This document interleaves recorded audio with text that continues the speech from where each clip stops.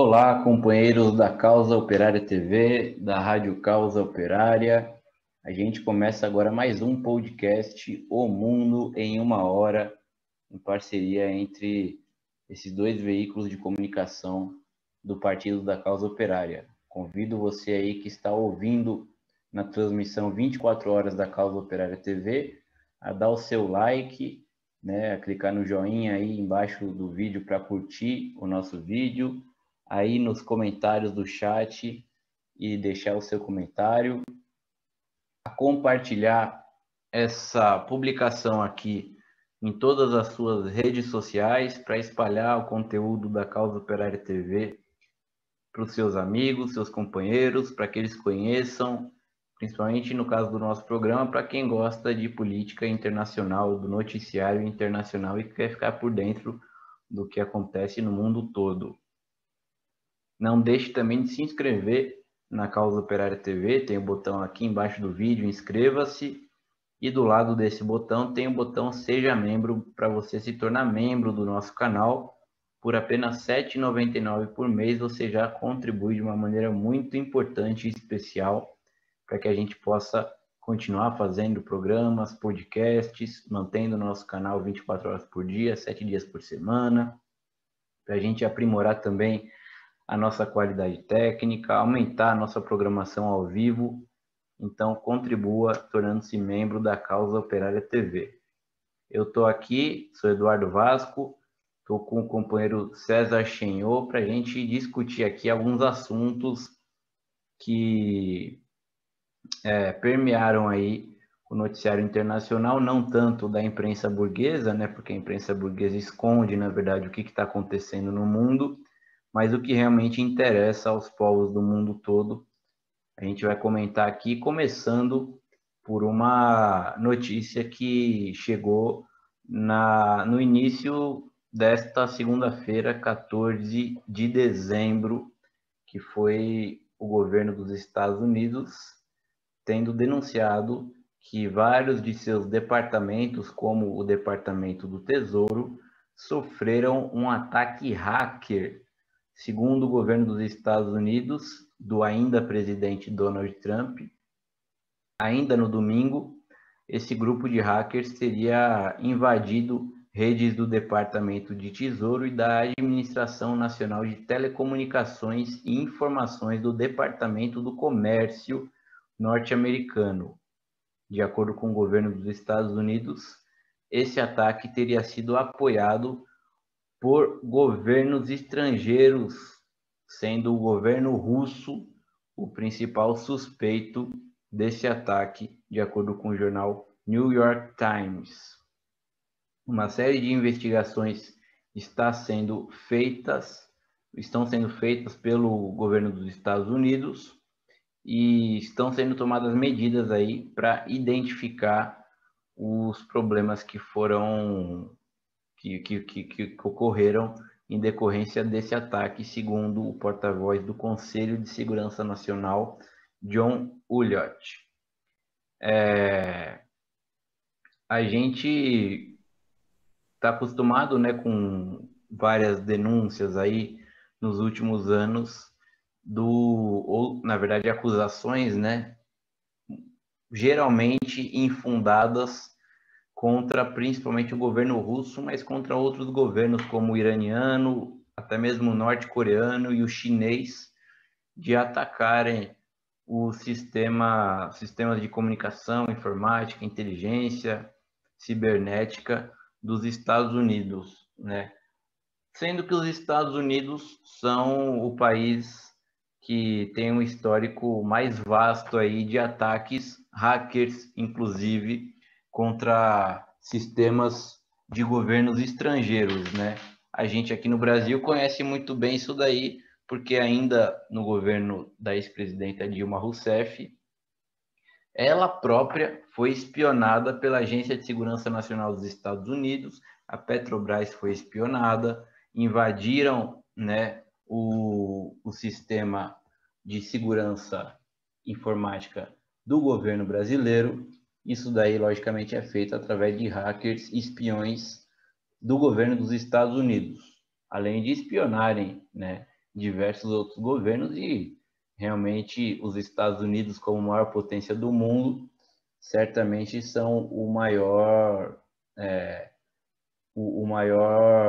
a maior potência também nessa questão de ataques hackers. E aí, nos últimos anos, né, com o acirramento das contradições do governo norte-americano e do imperialismo com os países oprimidos, que não se ajoelham totalmente ao imperialismo, como é o caso da Rússia, da China, da Venezuela, da Coreia do Norte, do Irã, o governo dos Estados Unidos hipocritamente acusa esses países de serem os vilões e de utilizarem hackers para se infiltrarem nos sistemas do governo norte-americano.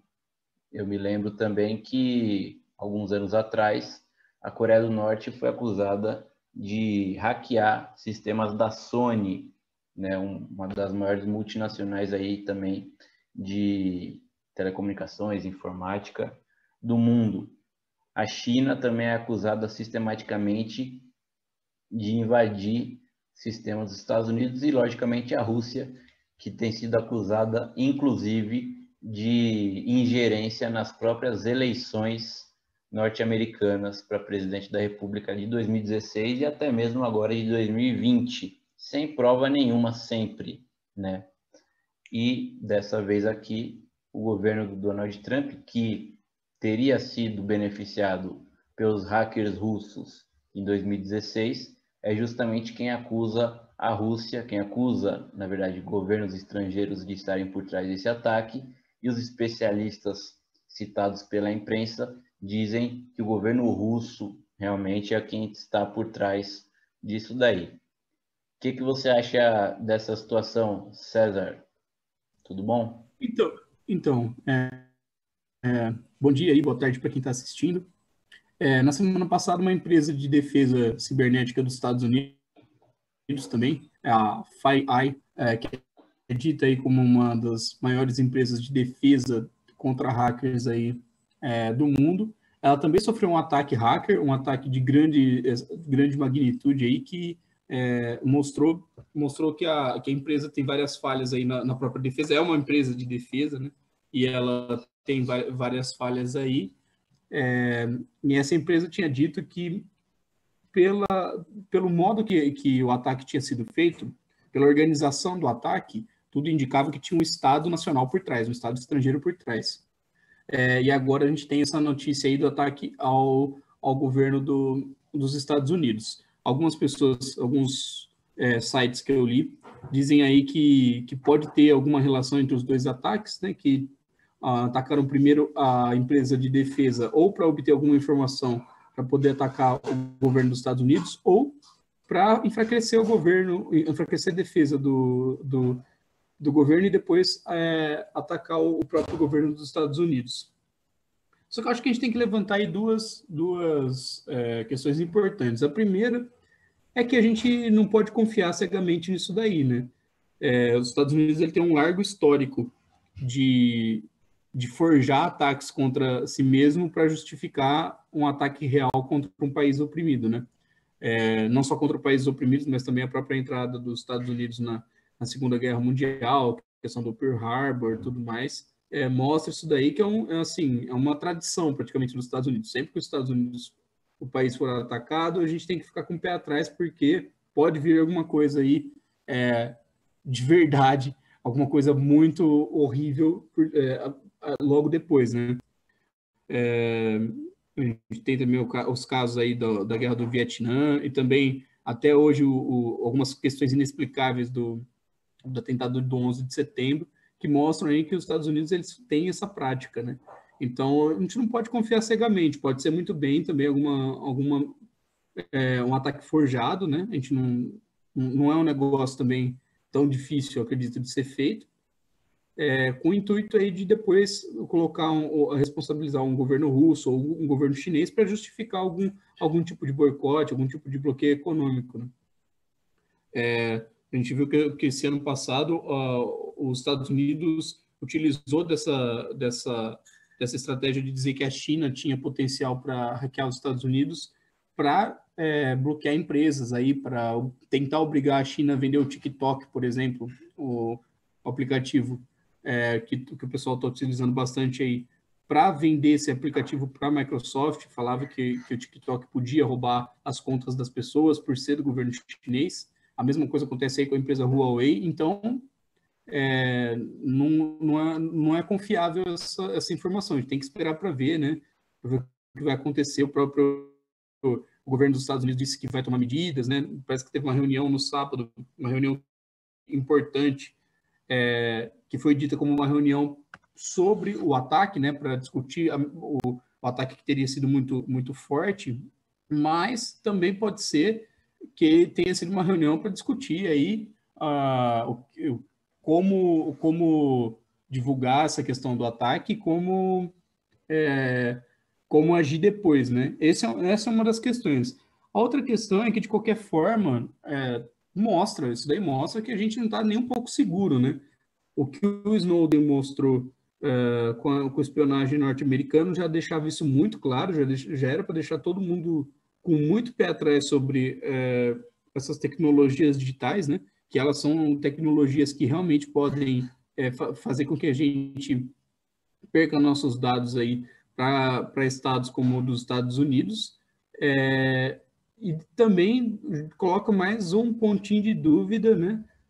Sobre a super, super e inviolável urna eletrônica no Brasil, né? O pessoal fala que é uma tecnologia de ponta, que é impossível de ser violado. O sistema brasileiro de eleições é praticamente o mais seguro do mundo, que ninguém consegue manipular, mas se os Estados Unidos, que é a maior potência do mundo, tem aí as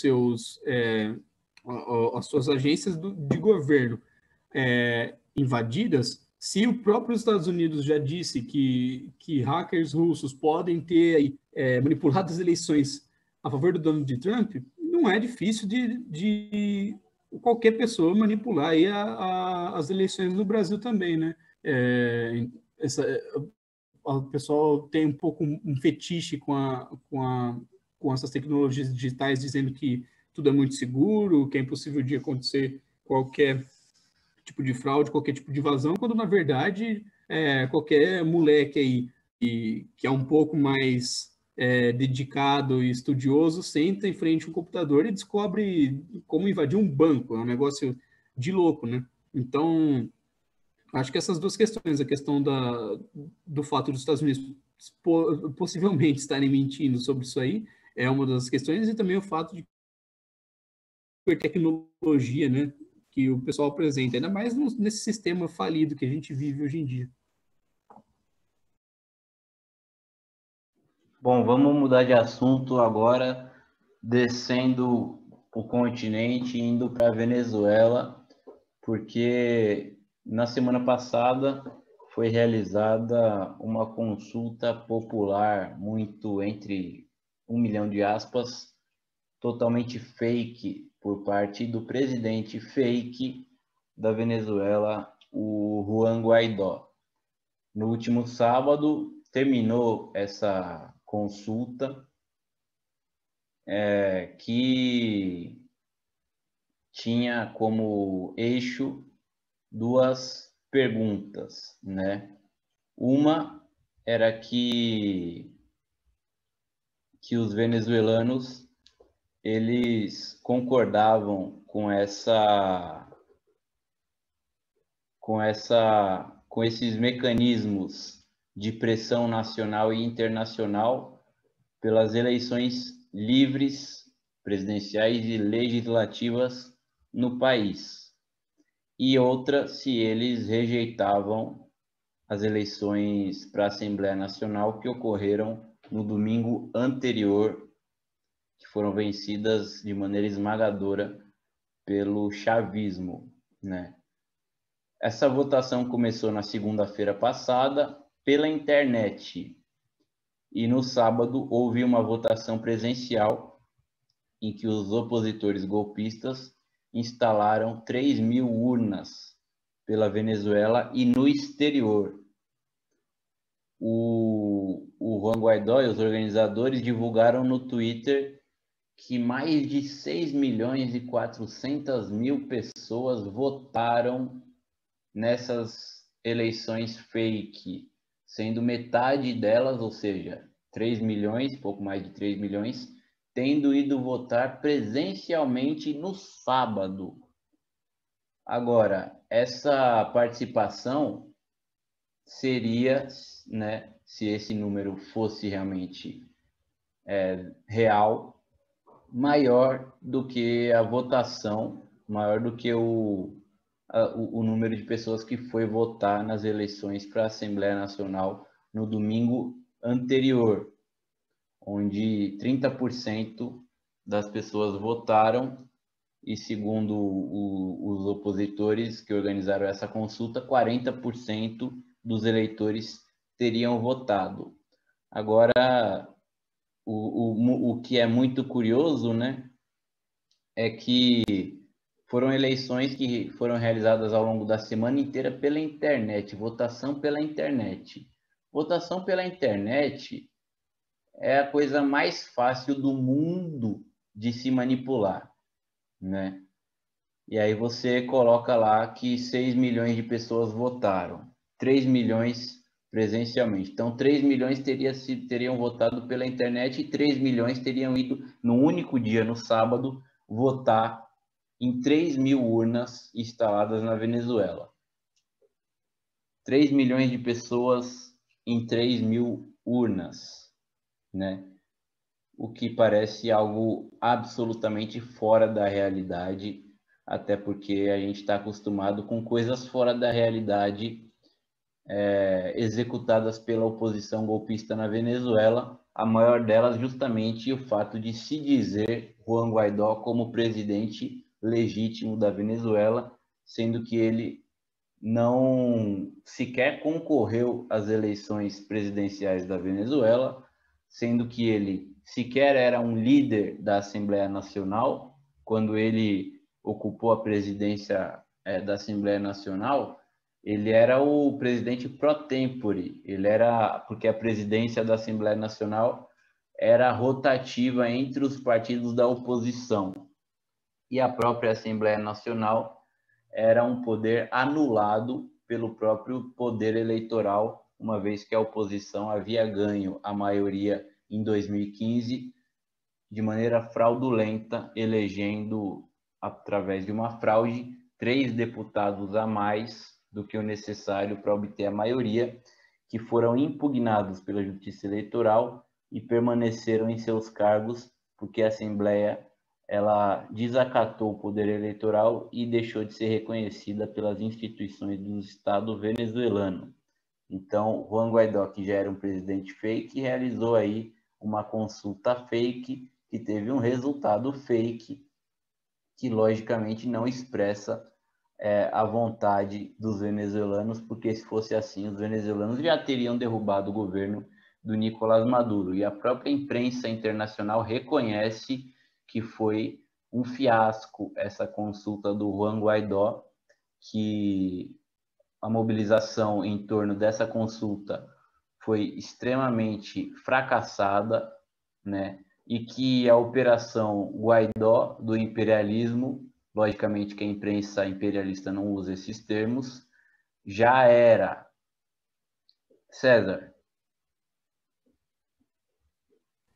Então, né, cara, assim, essa história Juan Guaidó vai ser um negócio que assim, as próximas gerações, eu acho que elas vão ler sobre, vão ver e vão falar, cara, como que é possível você chegar num ponto tão ridículo de tentativa de golpe de Estado como essa questão da Venezuela? Porque, tipo, não tem nada sério nisso. Foi um negócio, assim... Você olha para esse Juan Guaidó, às vezes dá até dó, cara, porque o cara, você vê que ele, assim... Juan Ele da tem, Dó. Juan da dó, é praticamente isso, porque o cara, ele tenta mostrar que ele é um grande líder, e, cara, nada do que ele fez, nada do que essa oposição venezuelana tentou fazer deu certo. Eles tentaram invadir a Venezuela aí com mercenários fortemente armados e, tipo, um bando de pescador com varinha de pesca derrotou os caras, tá ligado? Tipo, aí esse Juan Guaidó fala que vai fazer uma grande manipulação, uma grande mobilização contra o Maduro, tem um apoio internacional de toda a imprensa do mundo, ele é reconhecido como presidente por vários países, tem o apoio massivo da imprensa burguesa na Venezuela e, tipo, não junta 10 pessoas numa praça, é um negócio, assim, ridículo. E aí eles fazem esse chamado aí, essa consulta na internet e conseguem 6 milhões de apoio aí, 6 milhões de pessoas apoiando, dizendo que a Venezuela é uma ditadura e que tem que mudar e não sei o quê. Cara, assim, eu acho que ele fez surgir número assim do nada. Eu acho que até você vê que até a imprensa burguesa está com vergonha de falar, né? Tipo, não, o grande apoio do Maduro, porque, cara, simplesmente não cola mais. Eu acho que, na verdade, nunca colou. O pessoal que apoiou isso daí, que falava que ele era um grande líder, passou uma vergonha muito grande, porque isso nunca colou com ninguém. E aí, agora eles falam, vou só ler a manchete do UOL. Você vê, para mim assim, é um sentimento de vergonha, assim, os caras tentando mostrar que não estão com vergonha, mas a manchete é: consulta simbólica de Guaidó não consegue reativar mobilização na Venezuela. Tipo, assim, mas qual mobilização, né, que eles tentariam reativar? Uma mobilização também que nunca houve, mas você vê que realmente é o fim da política do Guaidó. Às vezes não, né, porque tá tão ridículo o negócio que é capaz que eles tentam mais alguma coisa ainda, mas sei lá, foi o negócio mais furado, acho que da história da humanidade, a tentativa mais idiota de de transformar alguém em líder popular da história da humanidade e simplesmente não colou. Mas o que é incrível é a audácia, né, dos caras de dizerem que foi 6 milhões de pessoas, né? É uma manipulação muito grande, é mais uma manipulação aí pela internet, mais uma prova daquilo que a gente vinha falando de que a internet é facilmente manipulável, porque se o Guaidó consegue ter 6 milhões de apoio através da internet, qualquer pessoa consegue invadir aí o governo dos Estados Unidos, né? Porque a comparação é mais ou menos essa. É, O cara, sei lá, é um negócio muito ridículo que eles estão tentando fazer novamente, mas foi pro saco. o próprio governo venezuelano, né, as autoridades venezuelanas, o próprio Nicolás Maduro, né, que ele é uma pessoa muito carismática, ele brinca com essa questão do Juan Guaidó, lógico que ele trata com seriedade, né, porque é um golpista aí que ataca a população venezuelana, mas ele ironiza muito também a questão do Juan Guaidó se passar por presidente da Venezuela, tanto é que na desestabilização que o Peru está vivendo, né, principalmente nas últimas semanas aí, caindo o presidente e tudo, ele já falou para o Guaidó que talvez ele tenha alguma chance ali de ser presidente do Peru, né? Já que já que o país aí está trocando de presidente toda semana aí, não para de pé um presidente, então talvez tenha mais chances aí do Guaidó ser presidente do Peru, se autoproclamar presidente do Peru, do que da própria Venezuela, né? Vamos falar agora de um país que é vizinho da Venezuela e que, inclusive, é um dos principais pontos aí de apoio do imperialismo nos ataques contra a Venezuela, que é a Colômbia. Colômbia governada pela extrema-direita, pelo presidente Ivan Duque. Nesse domingo houve mais um massacre contra a população do país, dessa vez na zona rural de Caucásia, numa área habitada, né, logicamente, por camponeses, por trabalhadores rurais. 50 pessoas com arma de fogo, portando fuzis, o que é um indício claro de ser um grupo paramilitar, invadiram aí uma área da zona rural e assassinaram 3 moradores, deixando ainda 5 feridos. esse foi somente mais um dos massacres na Colômbia nos últimos dias. O próprio César tem mais informações sobre outros massacres que ocorreram na Colômbia nesses dias, né, César? Então, esse massacre na Caucásia porque a Colômbia ela é um país um pouco maior, né? Aqui na América Latina, assim como o Brasil, ela é meio que dividida por estados, vamos dizer assim, né?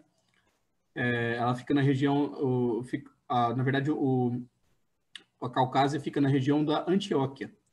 E nesse final de semana, pelo menos 7 pessoas morreram em massacres nessa região. Provavelmente, essas 7 pessoas que são apontadas pela imprensa são alguns dos feridos que ficaram feridos no massacre que o Vasco falou, mas que vieram agora a falecer, não resistiram aí aos ferimentos.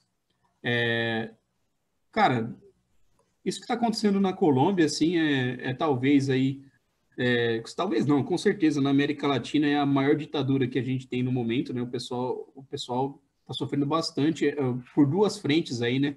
De um lado, o coronavírus, com dados que a gente não tem a mínima de noção quais sejam aí na Colômbia, deve estar dizimando a população, apesar do controle aí da imprensa e tudo mais, para tentar mostrar que isso não está acontecendo. E do outro lado, o Estado e os grupos paramilitares estão dizimando a população, né? E ao contrário do que acontece com a Venezuela, né? A gente não vê nenhum clamor internacional por parte da imprensa burguesa falando que existe uma ditadura no país. Quando, na verdade, o que a gente vê é uma ditadura com um genocídio contra a população colombiana.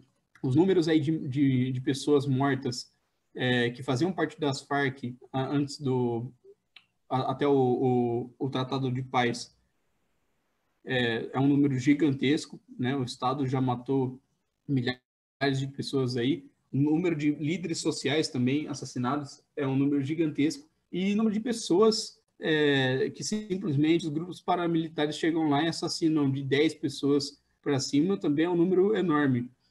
A gente tem notícia aí de alguns até casos de valas comuns encontradas aí, com vários corpos de crianças, de bebês aí, e enfim, um massacre assim gigantesco que está acontecendo contra a população colombiana. Só que ao contrário do que acontece na Venezuela, isso não tem cobertura nenhuma. Pelo contrário, né, a Colômbia é dita aí como um país democrático que tem que trazer a democracia para a Venezuela, né? Assim como o Brasil também tem um fascista no poder, a Colômbia tem o Ivan Duque, que é um fascistão, que tem várias políticas aí pró-imperialistas, pró-Estados Unidos, né? E assim, isso daí em lugar nenhum da imprensa burguesa é comentado. O que acontece quando comentam algum caso, por exemplo, esse massacre, que foi um massacre um pouco maior, com 7 pessoas mortas, que foi uma organização paramilitar, mas ninguém diz ao certo de que lado que é essa organização, né? Quando fica claro que se ela é paramilitar, ela é ligada às Forças Armadas, né? A Colômbia tem um histórico aí de organizações ligadas às Forças Armadas que combateram guerrilheiros e líderes sociais aí nos últimos, sei lá, 50, 70 anos. É uma guerra civil que não para no país, mas o país nunca é tratado como uma ditadura. Você falou sobre a questão do coronavírus, né? São no mínimo 39 mil mortos, segundo os dados oficiais na Colômbia, pelo coronavírus. É um dos números mais elevados aí no nosso continente americano e também no mundo todo. 39 mil mortos por coronavírus na Colômbia. Você comparou com a Venezuela? Na Venezuela são mil mortos por coronavírus na Venezuela e na Colômbia 39 mil mortos, né? Isso daí, logicamente, não é comparado na imprensa burguesa brasileira ou internacional. E ainda sobre a questão dos massacres, né? Assassinato de guerrilheiros, assassinato de líderes sociais, assassinato de camponeses, de ambientalistas, de sindicalistas, e todos esses massacres não são divulgados pela imprensa burguesa e nem mesmo pela imprensa de esquerda brasileira e internacional. Apenas alguns poucos órgãos de imprensa, como é o caso do Diário Causa Operária e da Causa Operária TV, que noticiam esses massacres na Colômbia, enquanto 99% da imprensa só coloca os olhos para a Venezuela e ainda de maneira manipulada. Ontem houve mais um massacre na Colômbia, além desse que a gente falou agora, massacre no departamento de La Guajira, que fica no norte do país. Pelo menos 3 indígenas foram assassinados, de acordo com denúncia do deputado Feliciano Valência, perdão, do senador Feliciano Valência.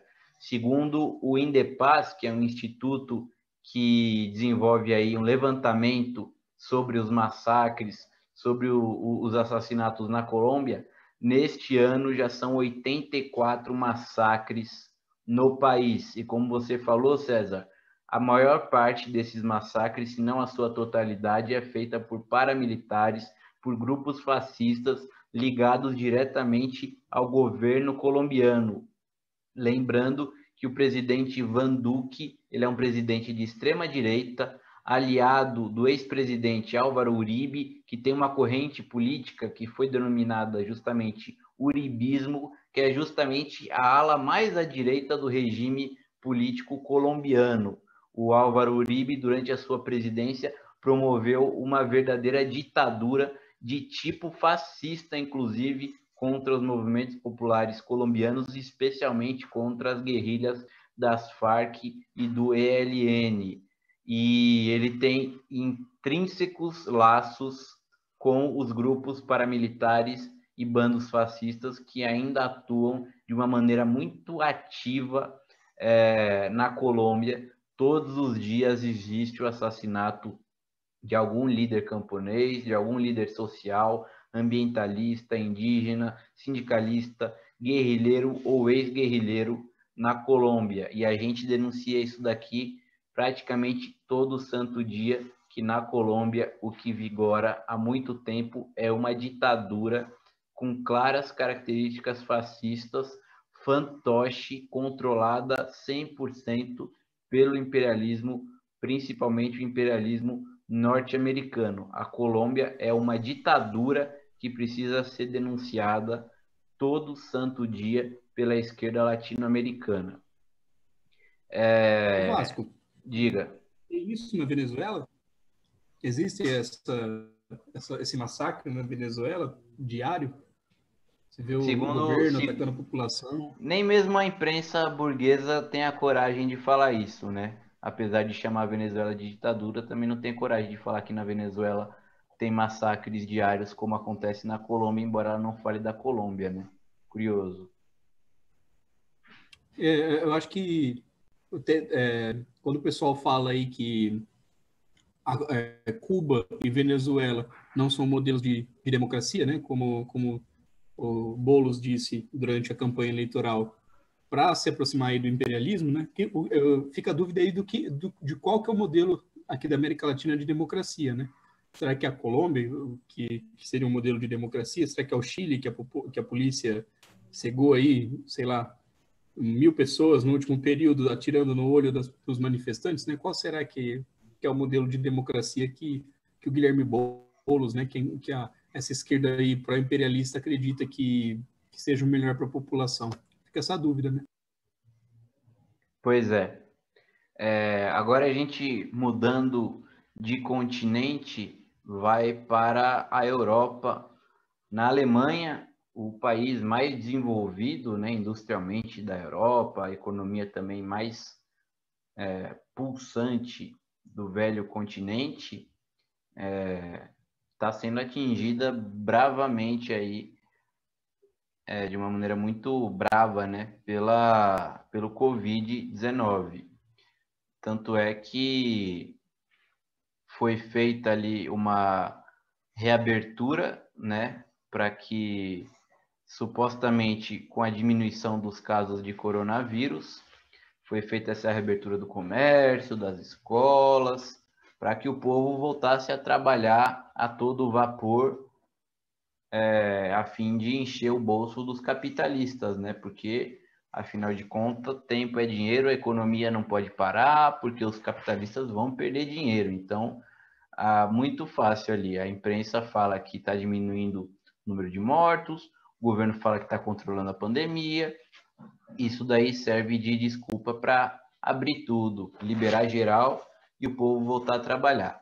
No entanto, o que fica claro é que esses números são todos manipulados aí, serviram apenas para enganar a população, para mandar ela voltar a trabalhar de uma vez por todas, para dar lucro para os banqueiros.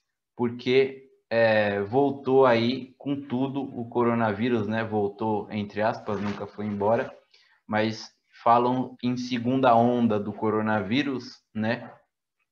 E o povo, os trabalhadores voltando a trabalhar, voltando a pegar ônibus lotado, metrô lotado, fábricas lotadas, locais de trabalho lotados, escolas lotadas, universidades lotadas, voltou a se contaminar de uma maneira ainda pior do que anteriormente. Isso daí obrigou o governo alemão a voltar atrás nessa sua política de reabertura e anunciar o fechamento do comércio e das escolas entre os dias 16 de dezembro e 10 de janeiro para conter a propagação do coronavírus. Disse a chanceler alemã Angela Merkel, entre aspas, há a necessidade urgente de fazermos algo, como se anteriormente não houvesse, né, essa necessidade urgente na Alemanha. Além disso, o governo alemão, para compensar, né, esse fechamento aí do comércio e das escolas, para compensar os capitalistas, que logicamente não gostam nada disso daí, o governo alemão vai dar de bandeja 11 bilhões de euros, que é cerca de 67 bilhões e meio de reais, para os empresários, para os capitalistas, porque, coitadinhos, né, vão ter que fechar o comércio, vão perder dinheiro, porque ficar feio, né, deixar os trabalhadores deles irem morrer ali, né, fica meio feio, né, então vamos fechar isso daí, a gente depois mitiga essa situação. Enquanto isso, diz Angela Merkel, nós vamos tirar o dinheiro do povo e dar 11 bilhões de euros aí para vocês. É uma política abertamente, né, capitalista, que não está voltada nem um pouquinho aos interesses do povo, e a Alemanha, né, que sempre foi um governo dos mais confiáveis aí do imperialismo, dos mais elogiados pela imprensa, tudo, é mais um governo aí que entrega tudo para os capitalistas. Já são mais de 22 mil mortos oficialmente no país europeu, César. Então, contar um caso que aconteceu ontem, rapidinho, uma anedota. No Facebook, né, uma pessoa dessas que fica atacando o Neymar, falando que o PCO passa pano para um jogador horrível, não sei o quê, postou, assim, uma dessas personalidades aí pequeno-burguesas que são meio histéricas, né? Tava falando mal do Neymar, falando que a gente passa pano para uma pessoa horrível, e ao mesmo tempo, assim, eu vendo as publicações da pessoa, a pessoa postou uma foto da Angela Merkel fazendo compras no mercado e falando, tá vendo, olha, superioridade alemã, lá a principal mulher, não sei o que, faz compras no mercado. Tipo, seria estranho ela fazer compras em outro lugar, né? Mas acho que o pessoal precisa dar uma olhada nessas coisas, né? Porque você vê claramente que, por exemplo, a Angela Merkel foi uma das pessoas que tem aí uma conta gigantesca de mortos na Grécia por conta da fome que ela fez os gregos passarem aí, a repressão policial que aumentou na Grécia por conta da população sair às ruas durante a crise de 2008, exigindo aí que algumas coisas, algumas dívidas não fossem pagas e tudo mais, contra a política neoliberal, e a Angela Merkel botou o pezinho lá e falou, não vai ser gasto um centavo com o povo grego, né? Seria importante que as pessoas vissem isso que Angela Merkel faz e o que os governos imperialistas fazem, né? Nesse caso do Covid, o que parece aí é que em nenhum momento na Alemanha eles se preocuparam de fato com o coronavírus. A Alemanha, a gente acabou de dizer, né, não gastou um centavo para impedir a morte dos gregos aí por fome, mas logo assim que o coronavírus chegou na Europa, a Angela Merkel disse que ia dar alguns bilhões aí para impedir que as empresas alemãs quebrassem, né? Também o governo alemão não se preocupa em vacinar a população, né, em impedir que o coronavírus se alastre no país com uma política de fato que vá combater a doença, mas o governo alternou entre um fechamento do comércio e uma abertura do comércio. Então, tipo assim, fecha tudo. Se a população se cansa e começa a ficar um pouco mais nervosa do fechamento, do desemprego aumentando, tudo mais, reabre a economia e começa a matar mais gente de coronavírus. Se a população fica nervosa porque está morrendo da doença, fecha novamente. E assim vai. Isso é simplesmente uma política para impedir aí uma mobilização popular maior, para impedir aí que a população coloque aí o regime em xeque, né? Em nenhum momento o governo se preocupou em realmente combater o coronavírus. O que você disse aí, que eles vão dar praticamente 67 bilhões de reais, né? Convertendo para a nossa moeda, se eu ouvi bem, foi isso, né? 67 bilhões. Exato. Para ir para os capitalistas, já seria praticamente um plano para vacinação não só da Alemanha, mas você pega a Alemanha e mais algum país aí da Europa, sei lá, a França, você conseguiria vacinar a população e acabar com essa desgraça, porque o que se diz no Brasil é que o custo seria mais ou menos a metade disso, um pouco menos até, para vacinar a população brasileira, que é uma população muito maior que a Alemanha, um país muito maior, com aí um problema de distribuição gigantesco, que é o caso do Brasil, e a gente gastaria bem menos. E aí a gente vê a Alemanha que praticamente gastando isso daí com perfumaria, né? Com uma coisa totalmente sem sentido para o momento, que é gastar com os capitalistas que são justamente os responsáveis por toda essa crise, por todas as mortes que a gente vem vendo no planeta.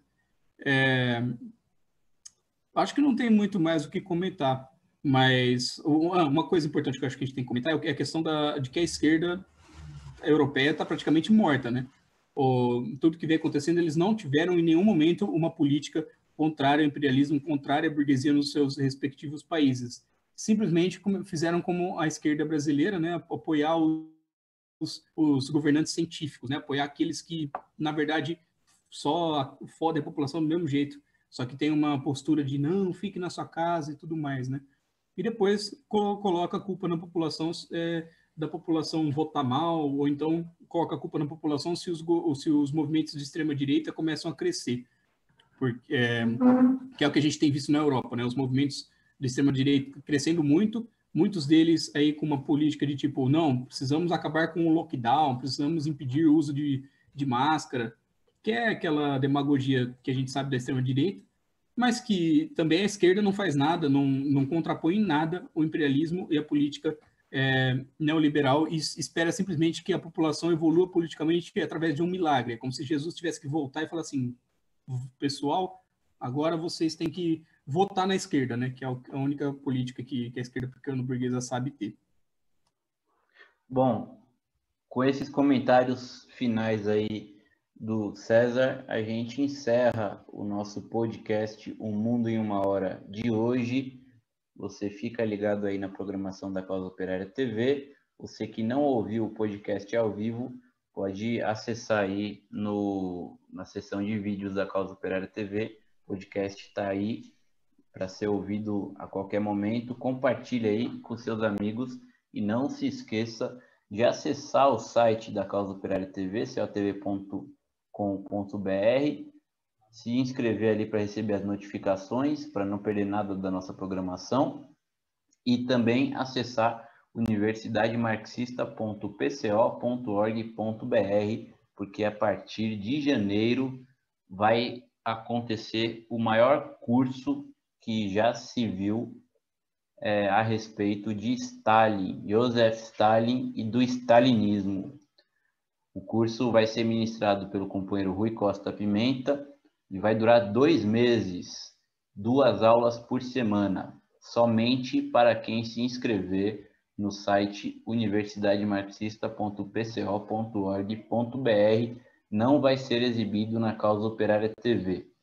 Então, não perca tempo, entre no site e inscreva-se para o melhor curso jamais visto a respeito do stalinismo.